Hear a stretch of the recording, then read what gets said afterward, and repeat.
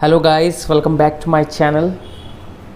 तो आज का हमारा टॉपिक है 498A IPC Indian penal code. तो हम आज क्रुएलिटी का बेसिक कंसेप्ट जानेंगे। इसके अंदर मीनिंग एंड ऑब्जेक्टिव आते हैं। हम इसके बारे में एसेंशियल एलिमेंट्स जानेंगे कि क्या क्या मिलाकर एक ऑफेंस 498A का बनता है। उसके अंदर क्या क्या लेटेस्ट जजमेंट्स पास हुई है 2019 में। वैसे तो कई जजमेंट्स आई है 1988 1983 के बाद, लेकिन हम लेटेस्ट वन ही जानेंगे कि 2019 के अंदर जो जजमेंट्स हैं उन्होंने क्या कहा है, जो कि लेटेस्ट जजमेंट्स हैं। और हम जानेंगे tips to protect yourself from false cases, जो कि बहुत ही इंपॉर्टेंट टॉपिक है आज का। Tips to protect yourself from false cases means कि अगर कोई इंसान के खिलाफ कोई फॉल्स केस रजिस्टर हो जाता है तो वो मैन अपने आप को कैसे प्रोटेक्ट करेगा, हम इसके बारे में कुछ टिप्स देंगे जो कि बहुत ही यूज़फुल है फॉर अ जनरल पब्लिक। कोई लॉ इसे स्टडी कर रहा है, कोई एडवोकेट के पास केस आता है, मतलब कैसे भी हम इसको प्रोटेक्ट कैसे कर सकते हैं अगर हमारे खिलाफ कोई फॉल्स केसेस, क्योंकि ये किसी प्राइमरी मोटिव के लिए ही इंसर्ट करा गया था ये 498 सेक्शन।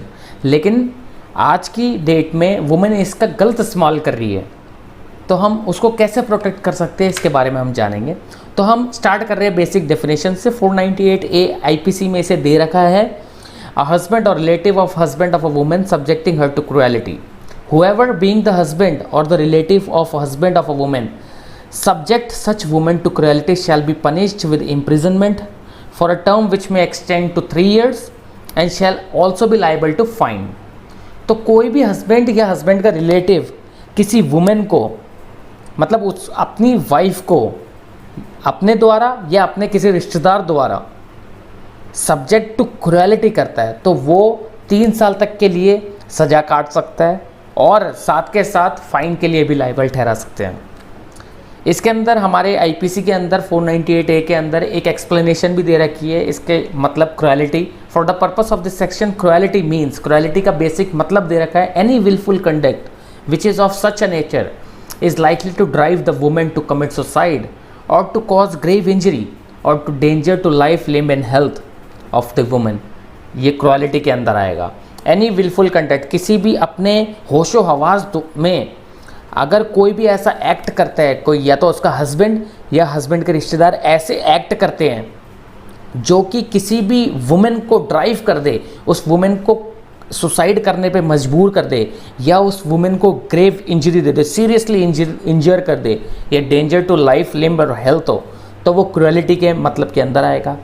और इसके अंदर सेकंड पॉइंट ये है कि harassment of the women where such harassment is with the view to coerce her any person related to her to meet any unlawful demands for any property, valuable security, account of failure by her any person related to her to meet such demand. इसका मतलब यह है कि harass करे उस women को उसकी unlawful demand के लिए, कोई भी प्रॉपर्टी या कोई भी वैल्यूएबल सिक्योरिटी के लिए है। जैसे फॉर एग्जांपल कि एक हस्बैंड अपनी वाइफ को ये कह रहा है, उसको मेंटली टॉर्चर कर रहा है, हरास कर रहा है कि जाओ और अपने डैडी से बोल कि ये प्रॉपर्टी मेरे नाम करे, तो ये भी एक क्रुएलिटी की डेफिनेशन के अंदर ही आएगा।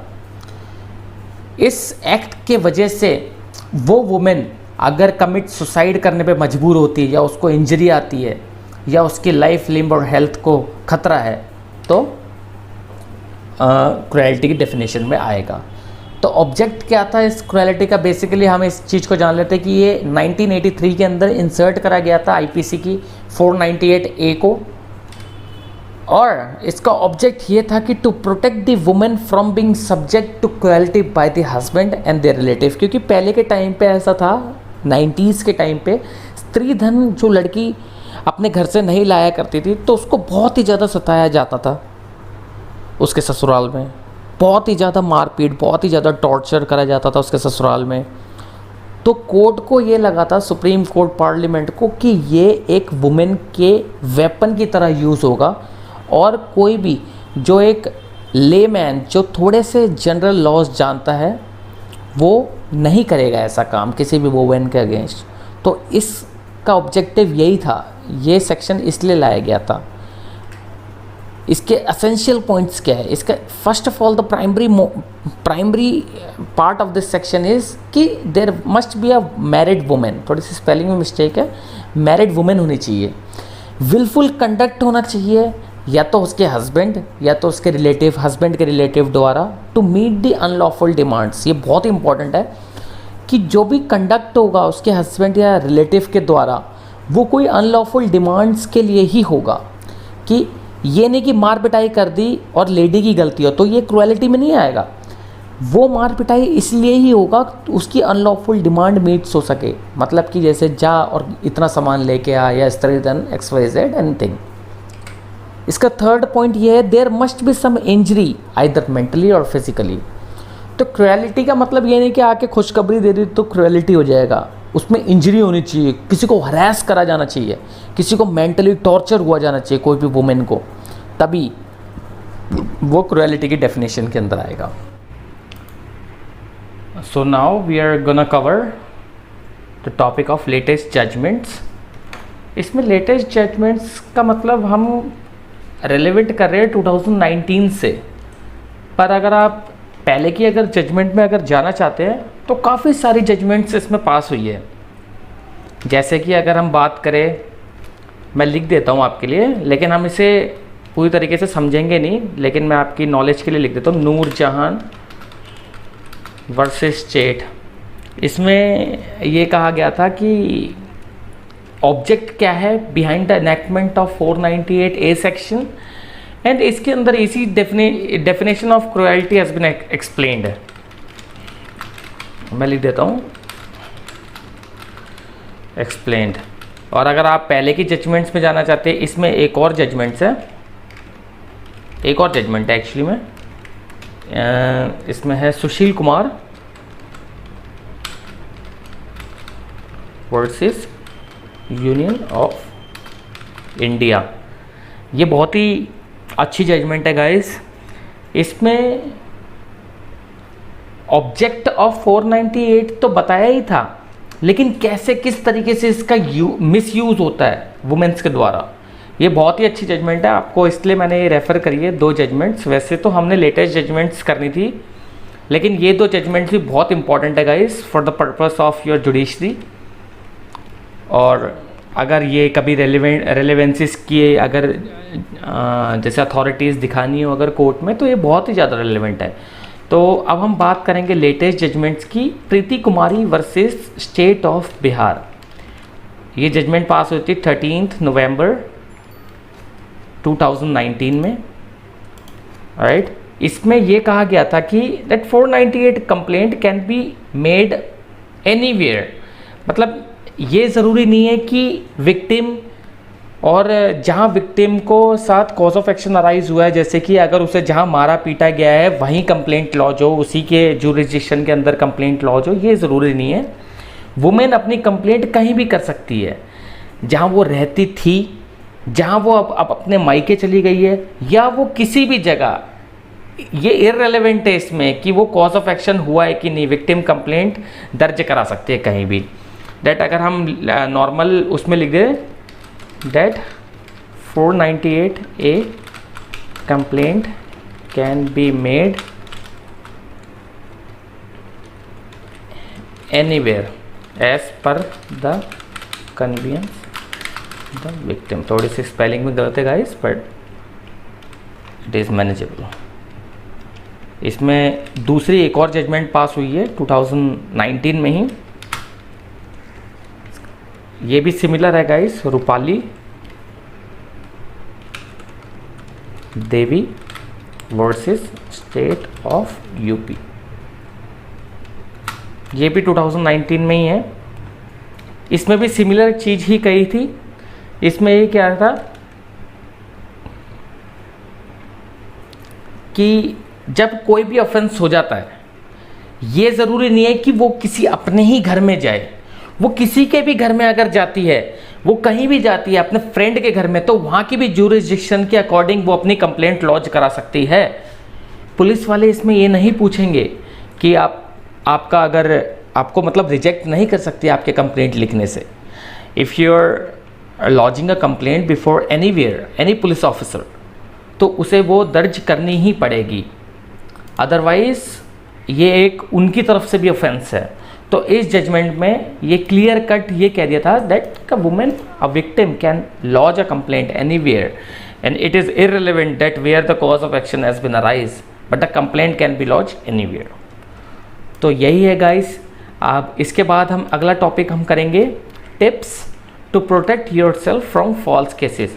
इसके अंदर हम ये बताएंगे कि अगर आपके खिलाफ अगर कोई फॉल्स केस दर्ज हो जाता है, जैसे कि आप बिल्कुल इनोसेंट हैं और आपकी वाइफ आपके खिलाफ और आपके परिवार के खिलाफ अगर कोई केस दर्ज करा देती है, तो उसमें क्या क्या आप अपने लिए प्रोटेक्ट कर सकते हैं, मतलब अपनी तरफ से क्या क्या अपने आप को प्रोटेक्टिव मेजर्स ले सकते हैं। उसके अंदर सबसे पहले तो जॉइन, इसमें मैं लिख देता हूँ, इसमें फिर आपको इन फ्यूचर के लिए आसानी रहेगी।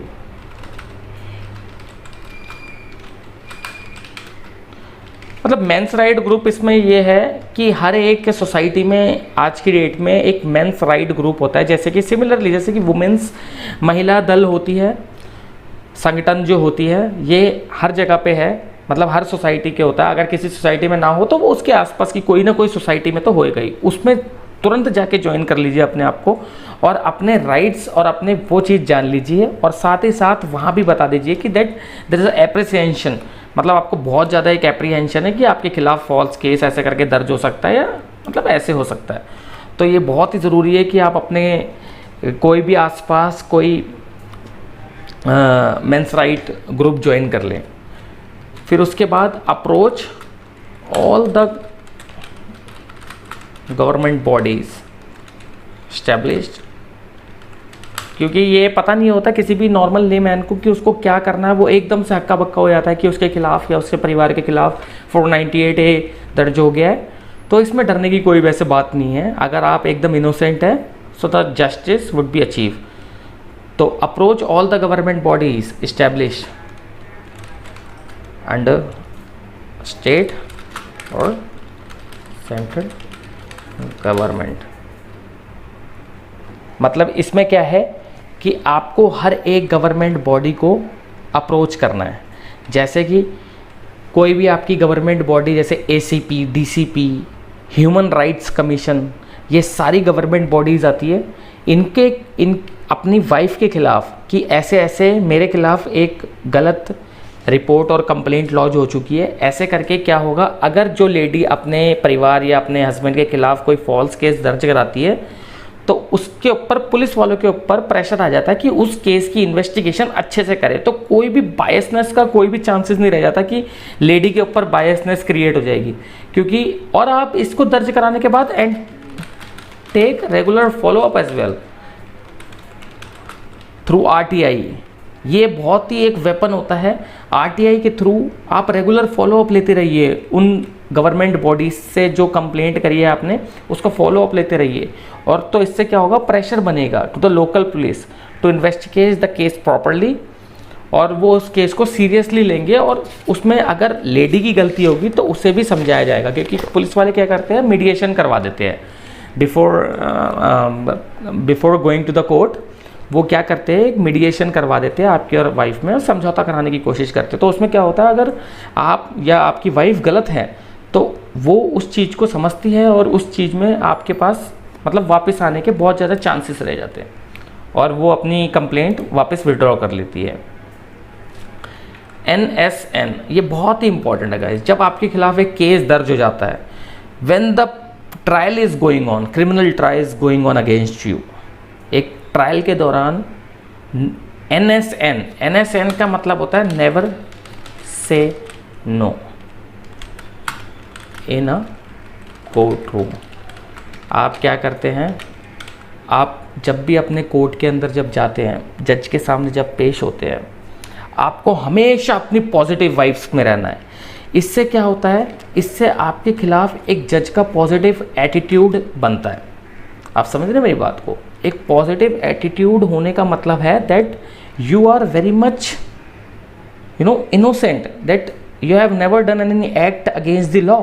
आप पॉजिटिव है, हर बार आपको यही कहना है that yes I am very much ready, I am willing to accept my wife and take back to her home. Compromise के लिए मैं रेडी हूँ, मैं अगर ये तब भी नहीं मानती, ये मेरी वाइफ है, ये मेरे बच्चे हैं, तो मैं मेंटेनेंस देने के लिए तैयार हूँ, तो एक पॉजिटिविटी आपके पार्ट से शुरू हो जाती है। दैट मीन्स कि NSN का मतलब ये नहीं है कि आपके खिलाफ कोई गलत हो रहा है और गलत चीज़ कोई बोल रहा है तो उसमें भी यस कर देना, नहीं।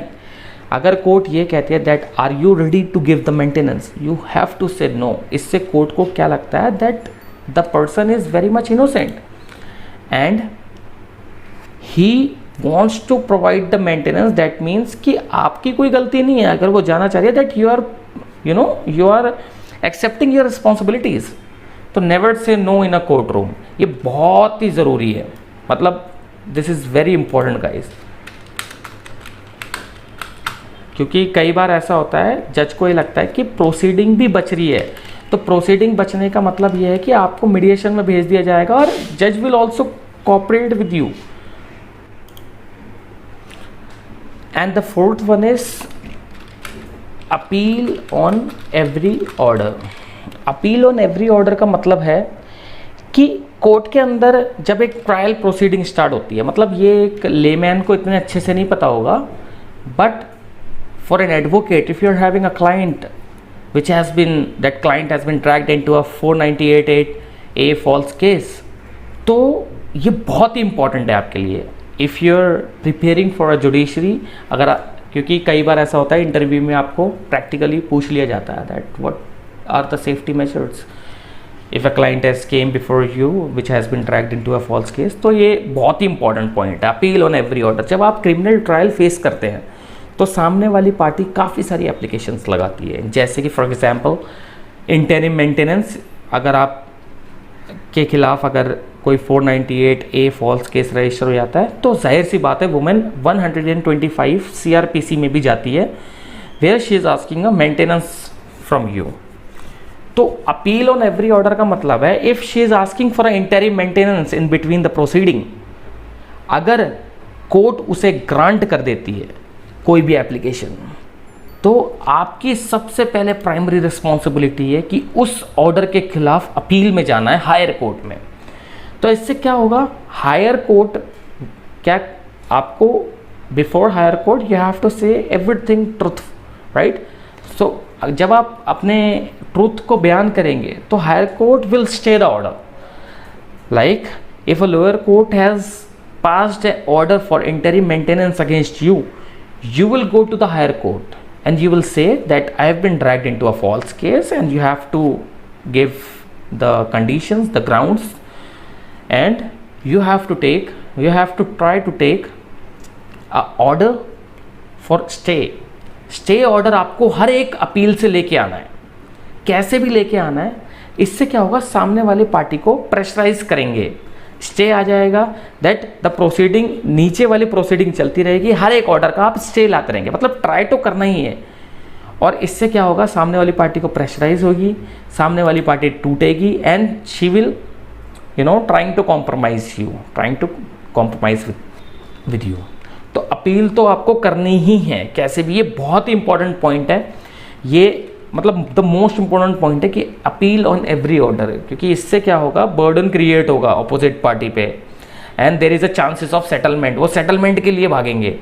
चैलेंज करने का मतलब ये नहीं है कि स्टे, कोई भी एप्लीकेशन को आपने चैलेंज कर दिया, चैलेंज नहीं, कोई आपके फेवर में पास होती है, yes you have to go on with the proceeding. But अगर कोई एप्लीकेशन आपके अगेंस्ट डिसाइड हो जाती है तो आपको हर उस एप्लीकेशन के अगेंस्ट अपील जानी है।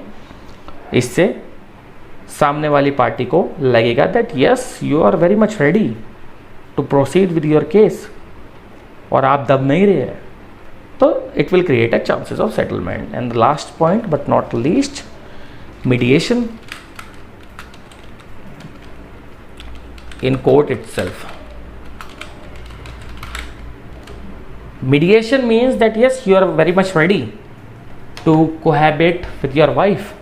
तो इससे क्या होगा, मीडिएशन में एक्चुअली कौन होते हैं, रिटायर्ड जज होते हैं, मतलब रिटायर्ड ऑफिशियल्स होते हैं, वो बहुत ही ज़्यादा मजे में होते हैं इन सब चीज़ों से, that they will know that yes you have been dragged into a false case if you are actually dragged. तो जैसे कि नेवर से नो आपने पॉजिटिव वाइब आपने थर्ड पॉइंट में देखी, तो वैसे ही आपको मीडिएशन में भी when you are facing a mediation in a court itself, तो तो आपको वहाँ भी अपनी पॉजिटिव वाइब रखना है, yes that I am very much ready to give her a maintenance, but she has dragged my family and me into a false case into 498A। तो आप उस चीज़ को मतलब नहीं स्वीकार कर सके, मतलब you are very much ready to compromise with her, और आप ये भी चाहते हैं कि वो घर पे आ जाए, लेकिन she has dragged you into a false case. एकदम पॉजिटिव वाइब होकर बताना है and trying to settle the matter in a courts itself in a mediation centre. Mediation centre होते हैं एक्चुअली कोर्ट्स में, तो ये बहुत ही इंपॉर्टेंट है। तो the most important point are these, never say no, appeal. ये क्योंकि तब की बात है जब when you are facing a criminal trial, क्योंकि अपील ऑन एवरी ऑर्डर का मतलब ये है कि जब आपके खिलाफ 498A सेक्शन ऑफेंस की कंप्लेंट हो जाती है, तो इसके साथ साथ चांसेस 90% ये रहते हैं कि वाइफ क्या करती है, 125 CRPC में भी आपसे मेंटेनेंस मांगती है from your for their child if any. तो यहाँ अपील ऑन एवरी ऑर्डर का मतलब ये है कि if she is asking for interim maintenance and the lower court has passed it, so you should have go to appeal on every order which has been passed against you. तो आज हमने काफ़ी सारी चीज़ें कर ली, आज हमने लेटेस्ट जजमेंट्स भी कर ली। लेटेस्ट जजमेंट्स के साथ साथ हमने ये भी कर लिया कि जो पुरानी जजमेंट्स है एक ब्रीफ आइडिया ले लिया। Noor Jahan versus state, definition of cruelty has been explained in this case. Sushil Kumar versus union of India, इसमें यह भी बताया गया है कि मिसयूज़ कैसे कैसे करा जाता है। 2019 की जजमेंट्स कर ली, राइट। इसके अंदर हमने टिप्स कर लिए कि if you are facing a criminal trial और बिफोर ट्रायल कौन कौन से आपके प्रोटेक्टिव मेजर्स है, आप क्या क्या कर सकते हैं। लेकिन इसमें टिप्स उस चीज़ के लिए where you have been dragged into a false case. ये नहीं है कि that yes you have done something offence और आप जाके ये सब चीज़ें कर रहे हैं, so it will not useful for you. तो आज का हमारा टॉपिक यहीं ख़त्म होता है, 498A IPC। I hope you guys know, अब ये बहुत अच्छे से समझ आ चुका होगा कि कैसे कैसे ये 498A होता है, क्या डेफिनेशन है, क्या एसेंशियल पॉइंट्स है, क्या ऑब्जेक्टिव था और टिप्स क्या क्या है, लेटेस्ट जजमेंट्स क्या क्या है। ये एक पूरा 498A का सेक्शन है। तो गाइस प्लीज़ इस चैनल को प्यार दीजिए एंड कमेंट करके बताइए और कौन कौन सी मैं नई वीडियोस लाऊं, so that I will explain it into a detail, right. और ये कहीं चीज़ से नहीं है, I am also an advocate and I am preparing for judiciary. तो ये बहुत ही यूज़फुल है जुडिशरी के पर्पज़ से भी। Thank you guys, I hope you like this video and just like and subscribe this channel. इससे मैं मोटिवेट होऊंगा और वीडियोस बनाने के लिए। And comment it, bell icon ज़रूर दबाएं।